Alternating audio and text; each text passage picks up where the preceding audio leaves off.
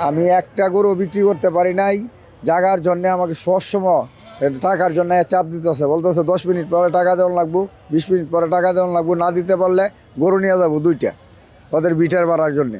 এত পরিমাণ অত্যাচার করতেছে। এখন এমনিতেই আমরা না খাই আছি, হ্যাঁ খাওয়া নাই, গরু তো যাইতে পারি না কোনো জায়গায়, গরু ডিউটি পর্যন্ত খাওয়াইতে পারি নাই, গরু খাইতেছে না। ইজারাদাররা অনেক চাপ দিচ্ছে আমি টাকা দেওয়ার জন্যে।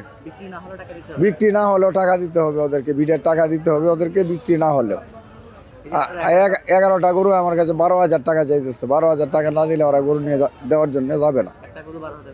হ্যাঁ, না তো 11টা গরু 12,000 টাকা দিতে হবে ওদের, এখানে বানছি বিদায়, বাজারে উঠাইছি বিদায়। এখন তো টাকা তো একমাত্র আল্লাহ তাআলাই জানে কিভাবে ভাগ করে, হয়তো বন্ধু বান্ধবের কাছ থেকে ধার কর্জা ঋণ করে দিতে হবে আর কি, কারণ ওদের টাকা না দিলে তো আর আমাকে ছাড়বে না।